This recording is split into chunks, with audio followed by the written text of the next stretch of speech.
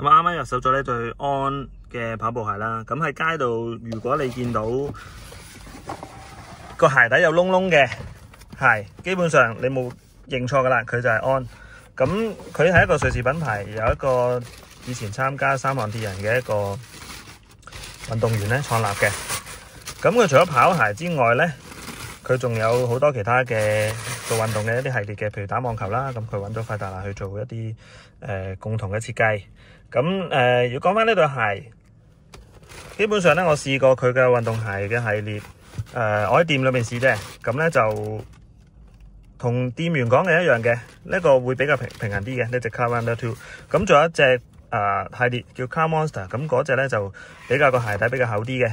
咁比較離地少少嚇，咁佢聲稱會比較係即係 for 一啲快速啲嘅跑步啦嚇。咁仲有一對就係嗰個鞋底個窿窿咧會比較係細啲嘅，咁個比較找地啲貼地啲嘅。咁真係着上去嗰個感覺咧，係試嘅時候咧係真係有分別嘅。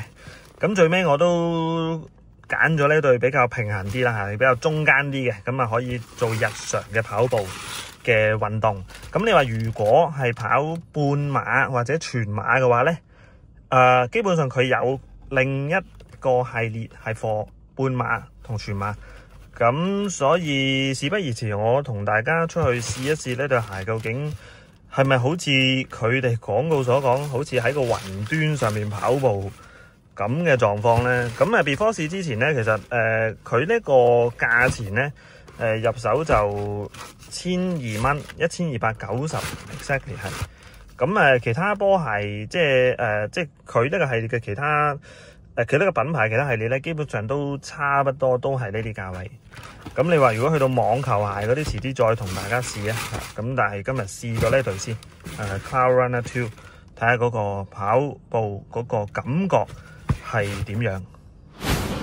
咁首先咧，行路咧，佢係舒服嘅，因為佢俾到你一個感覺就係你地面嗰個斜度啊、凹凸不平啊，或者嗰個質感咧，你係會感覺到嘅。咁而佢又會俾翻個平衡你嘅喎。咁而你見到嗰個鞋頭，我頭先都發現到佢個鞋頭咧，其實佢鞋頭呢度側邊咧係會突咗少少出嚟嘅。咁呢個咧對於你行路嗰個平衡咧，其實都會有幫助。咁所以咧，簡單嚟講，我一未去到跑步啦，我淨係就咁行上去咧，即係就咁行路咧，基本上已經係，我覺得佢係舒服噶啦嚇。如果你日常用嚟即係出街啊，咁基本上咧，佢俾到個舒服感嚟嘅。咁同一啲其他，如果你有一啲波鞋，一啲硬底嘅波鞋咧，佢 definitely 咧，佢係俾到一個平衡嚟。咁啱啱跑完一段直路啦，亦都跑咗急轉彎、急上斜、急落斜、急剎停嘅位。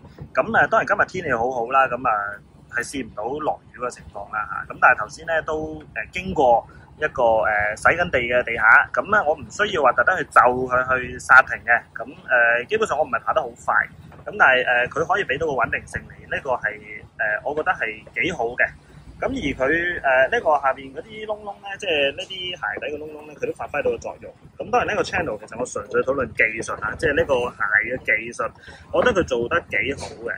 咁而中意跑步嘅朋友仔可以考慮下或者試下有咩唔同咧？因為其實我自己就唔係一個專業跑手嚇，咁我最多都係好多年前我跑過半馬同埋10公里嘅啫。咁所以但係對於我呢啲唔係經常跑步嘅人咧，我覺得呢對鞋俾到一個舒適感我嘅，亦都會令我覺得我嗰個路面嘅掌控咧會比較好。咁基本上佢有冇乜嘢唔好，我暫時未發現到。如果發現到，可能稍後留言可以再同大家討論下啦。咁外形方面咧，我覺得都幾好睇嘅嚇，即係簡單講，佢亦都有一啲舒適嘅休閒鞋嘅。咁不過我純粹技術討論啦嚇，呢個外形方面就大家見仁見智。咁係咯，簡單講跑步可以試下啦。咁中意呢條片嘅朋友可以 like、share 同 subscribe。咁多謝大家收睇，再見。